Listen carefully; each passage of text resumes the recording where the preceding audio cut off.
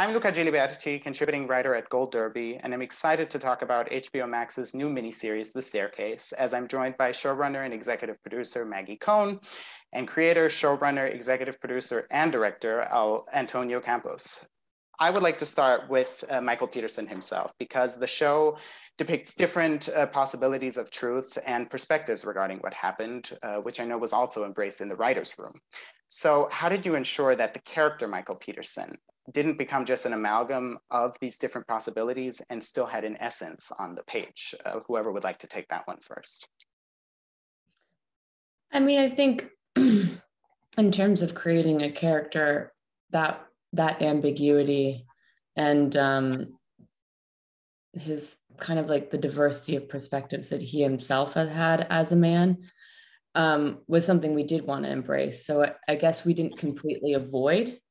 That actually was part of his essence. And so, but I understand what you're asking, which is you don't want a character that is everything and nothing all at once, of course. So you kind of want to be, I think I think in that sense, it was about putting Michael, the character, into situations, into scenarios within the narrative that pushed him to have an opinion, that pushed him to have to make a decision, and to see him struggle with those decisions, and to see the multiple directions he was pulled in.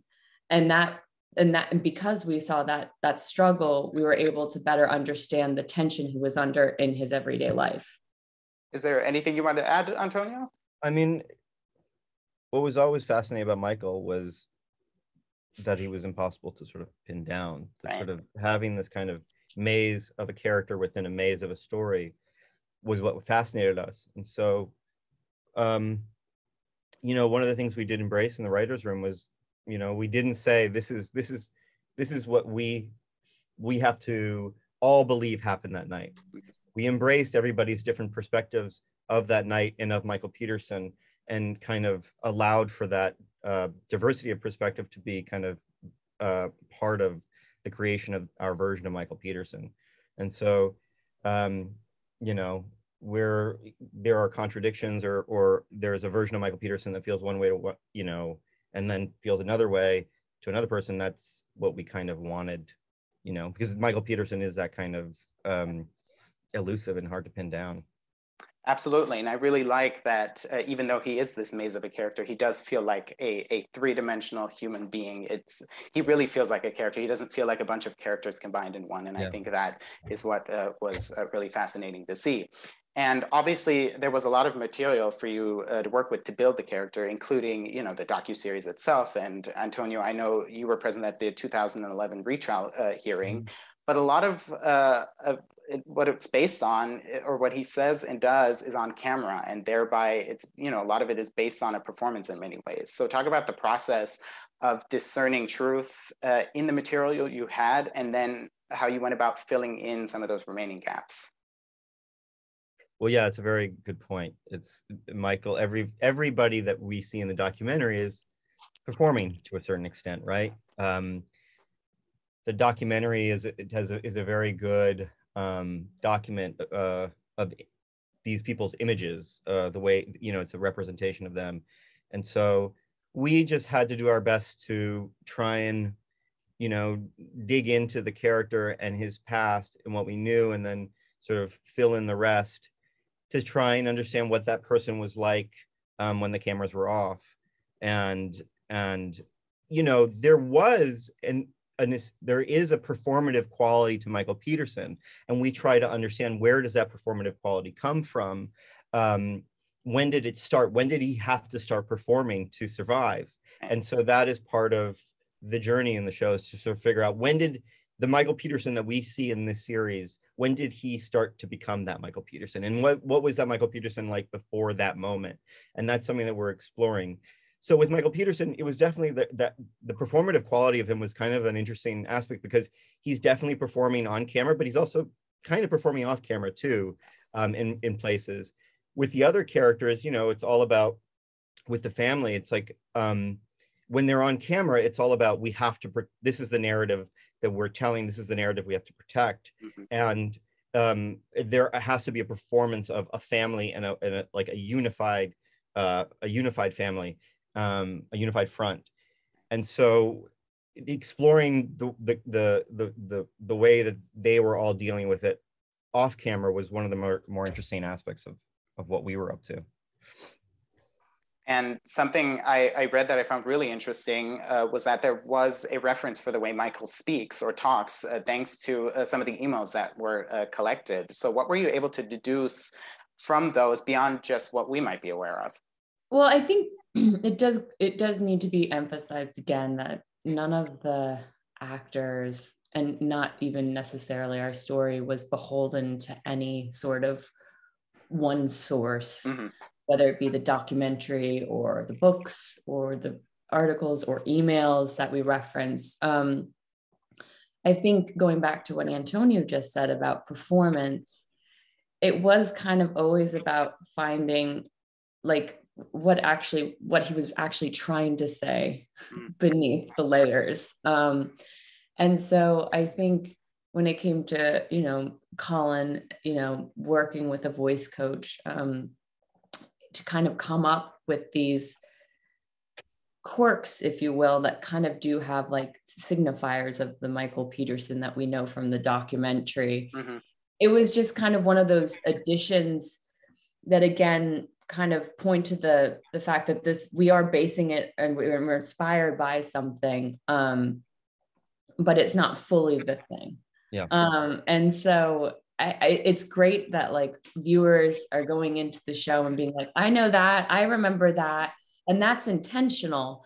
But the other thing that's intentional is you remember that, but now we're surrounding that thing, whatever it is, with a new narrative. And now what is your perspective of that thing? Mm-hmm. And so it's interesting because it's always that because having worked on a lot of nonfiction, it's always that tug of like, what is truth? An objective fact of that what is the fiction surrounding it. And I think what you come to is that even in any source that you have, there's always some perspective that someone's bringing to it. So yeah, the character was like, it's a combination of things. So it's cool that you picked up on the fact that there's those nuances, but it wasn't fully like some sort of replication of him. It was really important with everybody, and this was a continuation of what we were doing in the writers' room, which was like, look, this is we tried to learn everything we could, and then use the pieces of the puzzle that made the most sense for us to put our version of the story together. And we also wanted to bring our own personal experience to it, our own experiences with our families that kind of sort of trickled into the story itself. And when it came to the actors, it's really important to imbue actors with a sense of ownership. Mm-hmm. You don't want them to feel like they're there to, just sort of do a job and to just hit the beats or to impersonate somebody. They are creating a version of them. And what we basically said to everybody was, let's find where you meet this person. And let's just find that sweet spot and stay there and let's not force anything that doesn't feel natural. Let's not, if the character has blue eyes, you want to try blue contacts, let's do it. But if it doesn't feel right, we're not going to force it, and that's a sort of superficial example, but a lot of it was it was, this is, you have all this to work with. You have all this footage and all these sounds and words, and you can kind of take what you respond to most, and that's going to be okay, and everybody embraced that task. Everybody enjoyed, having the ability to basically create their version of this person.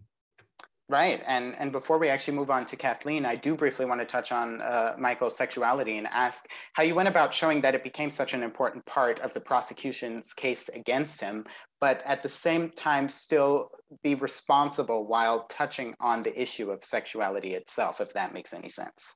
Mm-hmm. Mm-hmm. Yeah, of course. I think we always the reason that Michael's sexuality gets brought in is because of motive into the story and into the case. and that there was infidelity in the relationship.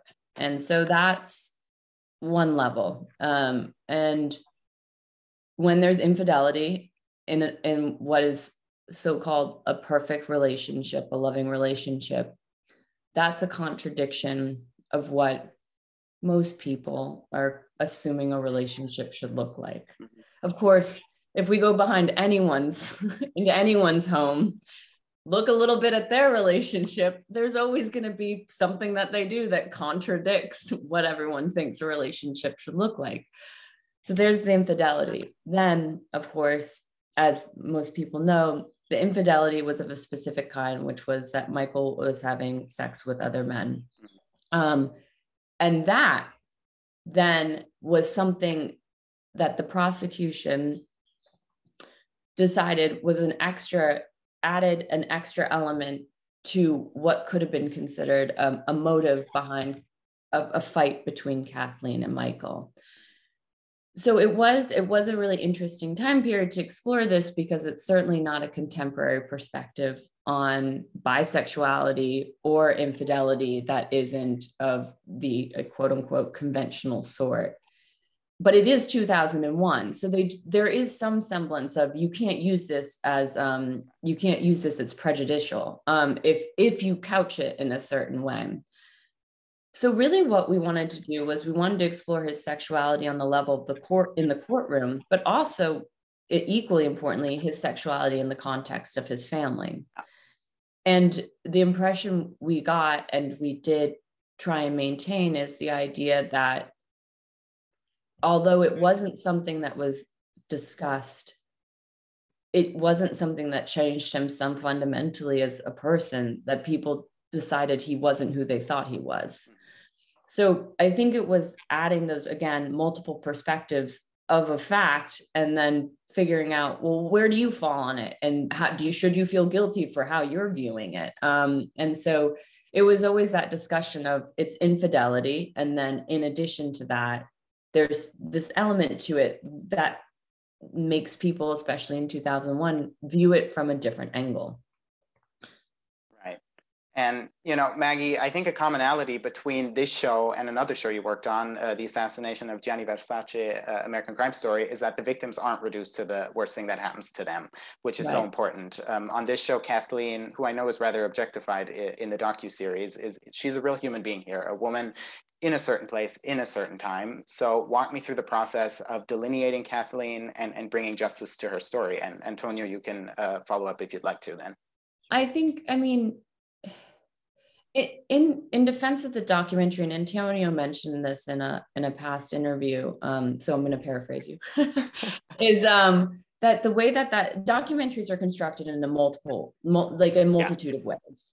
And the style of the documentary of The Staircase wasn't one that incorporate a lot of flashbacks or incorporate a lot of found footage. It was a kind of like a fly on the wall piece. Mm-hmm. So in their defense, it wasn't that they were necessarily not doing Kathleen justice. It was just not a fundamental part to the style of that documentary. Right. That being said, that's the responsibility of a narrative. And we have the choice whether to fully realize somebody or to, continue kind of that trend of not subjugating, but not fully developing them. And so putting Kathleen Peterson, a face forward character, was absolutely a goal of ours, because she was a person, and in understanding her, we understand the family better, we understand the circumstances better, we understand what led up to this night and what the consequences of this night were afterwards. And it just, I don't want us to come across as some sort of champions but this is just what you do when you write, and if you write well. And so that's just our responsibility as writers and a director to really to pay homage to this person, because that's storytelling. And yeah, so I'll let Antonio. Yeah, I mean that was, I think, the most challenging and the most exciting part of what we were up to. Kathleen And you know, having spent as much time with the documentary as I have, and like just like I've watched it so many times, and it's not that they're doing the best with what they have. Exactly. Yeah. There wasn't a ton of footage. I mean, we looked. There isn't a lot of footage of her to begin with, and there's very, very few words that she ever says on camera. So there's not much of a voice she can actually have. And what they, I think, were doing, and I can't speak for them, but in the way that it plays in the documentary, is that she's a specter, and that she kind of she's kind of haunting the whole piece. She's there. We keep coming back to her face, but we don't know who she is. We get a few words about her and the way we hear about how people felt about her, some of her accomplishments, but we can't see what she was like when she was making dinner, or what it was like when she went to the office in the morning, and that was something that we had the ability to do. And so I think, you know, we had to do the best we could to create our version of her. Yeah. This is not, we can't actually bring her back to life and put her on camera, but we can sort of do our best to create a version that feels, you know, as faithful to what we think she would have been like, and give Toni Collette the room to really kind of bring all that life to her, and all that complexity, and all those layers. And, you know, in a documentary, they can do recreations and they can do dramatizations of what happened that night, but they can't do all the other things that we can do that lead up to the moment where she's about to go up the steps. So, like, you know, you can do or in a courtroom, they might do a 3D animatic to show how someone could have fallen or how someone could have been beaten, but they can't work with an actor to sort of talk about what they were feeling like when they came around the corner of that kitchen, and they're sort of like, what are they feeling when they're walking down that hall, looking at the office where they're going to do work, and looking up the stairs, you know, like all of the things that lead up to what happened is what we're interested in, more than actually like the depiction. The depiction is obviously a major part of it, but it's like what happened all around the staircase is really what we can do as writers. As you know, that's the most detective work we can do as writers, is kind of create these scenarios and these characters, and then with these kind of actors, we can work with them to try and understand intent and motivation, which is something that you can't ever get from a sort of simple recreation or dramatization or animatic.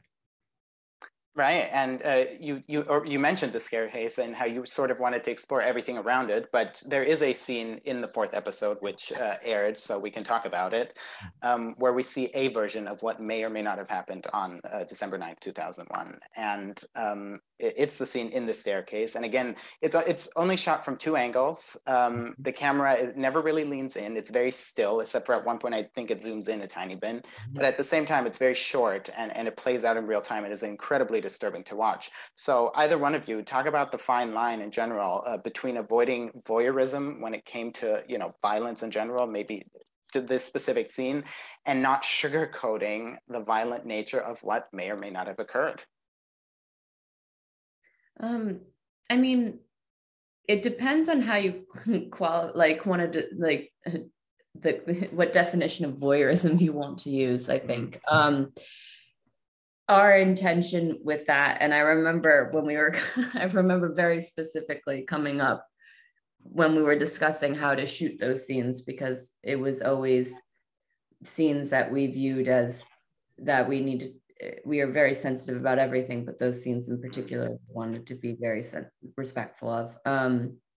And it was decided very early on that not only would we keep the camera pretty far away, but that in the edit, we wouldn't be using close-ups. And I think that decision, it doesn't necessarily make it less voyeuristic. It just changes the form of voyeurism. And what it does is it removes us, Antonio, myself, the editors, the creators, the other writers of the show, from imparting our perspective onto what occurred that night to as much of a degree as one can. And so I think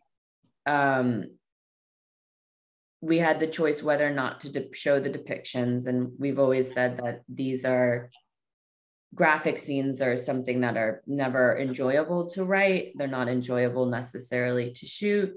But it's not just about seeing something, it's about saying something. And to not continue the conversation and to avoid it didn't feel, it felt like that would have been actually irresponsible. But I think Antonio can speak more specifically about the filmmaking, obviously. Yeah, I mean, it's that thing. It's because in essence, the camera is, it's always voyeuristic. I mean, you're looking into things that, and as a filmmaker, one of the things that I become most excited about is that feeling that I'm seeing something that I shouldn't be having, that I shouldn't have access to. And then when you feel that, it's almost like, oh, now we got it.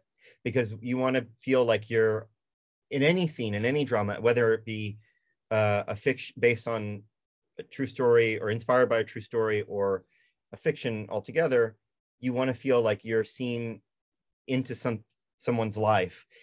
You're seeing what would happen behind closed doors.